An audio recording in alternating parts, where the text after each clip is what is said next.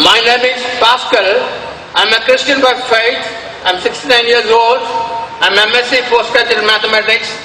I'm a retired college lecturer from Government Engineering College. Now, you quoted from the Acts of the Apostles what Peter addressed to the people. Now, the same Peter says in John 6 chapter 67, 68, 69, then Jesus said to the 12, "Do you also want to go away?" Then Simon Peter answered unto him, "Lord, to whom shall we go? You have the words of eternal life. Also, we have come to believe and know that you are the Christ, the Son of the living God." Then Christ said, "Blessed art thou, Simon Bar-Jonah.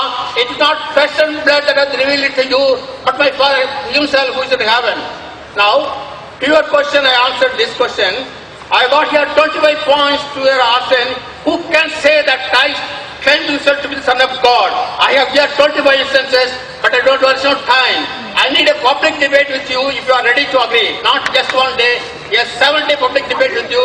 I can contradict every statement of yours, what you said about Christianity, and maintain my stand. Pastor, my dear pastor, my dear pastor has asked a good question. He's quoted the Gospel of John, and he quoted that Peter said that Jesus Christ was Son of God. I'll answer this. So remaining 24 points, my student will answer. You know, there are 100 people, thousands of people in the world who want to debate with me. You know, what I say, there's a criteria for me to debate. I'll come to that afterwards. First, I will answer your question. First, I'll answer your question. You quote from Gospel of John that Peter said, Jesus Christ was Son of God. Brother, my statement was, if you remember, I will repeat it, there is not a single unequivocal statement, not a single unambiguous statement in the complete Bible where Jesus Christ, peace be upon him, himself says that I am God, or where he says, worship me.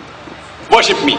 I want to add, and including you, if any Christian can point out a single statement from any version of the Bible, any unambiguous statement, any unequivocal statement where Jesus Christ, peace be upon himself, says that I am God, or worship me. 3 words. I am God, or worship me. 2 words. I am ready to accept Christianity today. I am ready to put my head on the guillotine. I am not speaking on behalf of my other Muslim brothers. They may not be well versed in the Bible. Now what you quoted to me is not fulfilling my criteria. Yet I will answer. What you quoted is Peter saying that Jesus Christ is Son of God. Brothers, do you know in the Bible there are sons by the tons? God has got sons by the tons. Adam was son of God. Ephraim was son of God. Israel was son of God. All those who are led by the Spirit of God are sons of God. So Son of God is a word used in the Bible, means a person who follows the teachings of God Almighty. If you follow the teachings of God Almighty, according to the Bible, you are also son of God. If I follow the teachings of God, I am son of God. If you read the Psalm that says in the Romans, chapter number 8, all those that are led by the Spirit of God are called sons of God. So what is new about it? I will help you. I will help you. Your 24 points, inshallah, your 24 points, my student will reply. I will help you. You know, Christian missionary says, no. Jesus Christ, peace be upon him, is not normal son. He is the begotten son. And they quote Gospel of John, chapter number 3, verse number 16. For God so loved the world that he gave his only begotten son. Whosoever believeth in him shall not die, but have everlasting life. Brother, this verse I am quoting from King James Version. It's in that letter. For God so loved the world that whosoever believeth, for God so loved the world, whosoever believeth in me, that he has given his begotten son.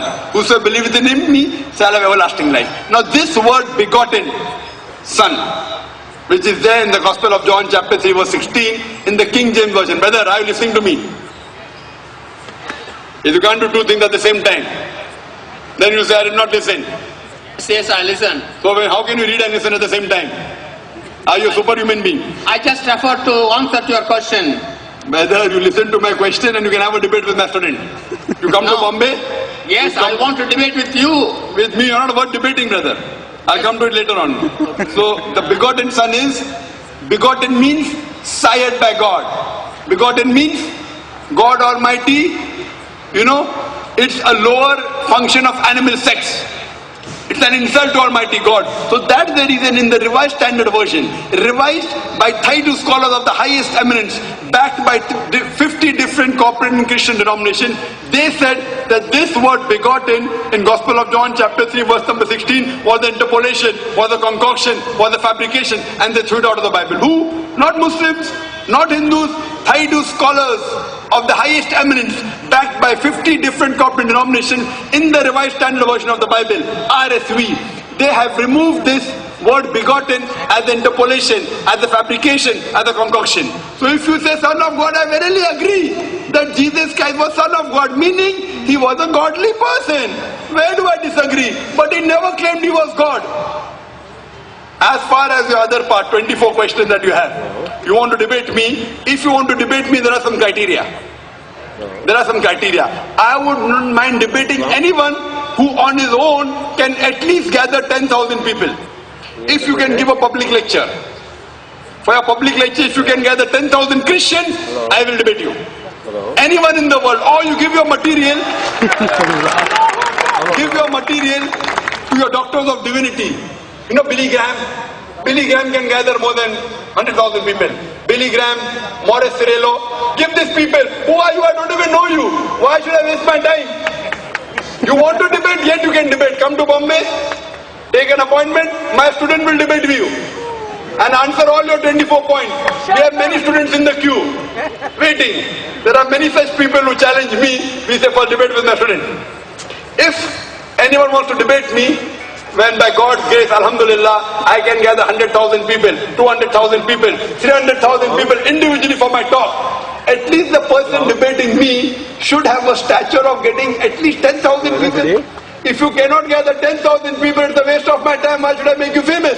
Yet, you can have a debate with my student. Many people are there. You know the students of our school also, inshallah. You are 69 years old, no problem. My young students will debate you. Fine? Tell me when you are coming. You can come there, hire the hall, you pay for the thing, fine? If you are worth someone great, we'll pay for you. If you can't gather 10,000 people, you come there, arrange for a hall, call my student for a debate, we'll have a debate. If you want to tell the date, you can announce now only. Which date are you coming to Bombay, brother? Pastor? Yes. Which date are you coming to Bombay? Tell me.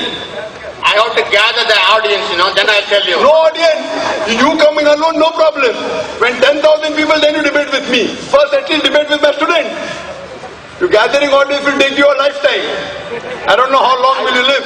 I want you to do. I want to answer your questions, not my questions. My student will answer.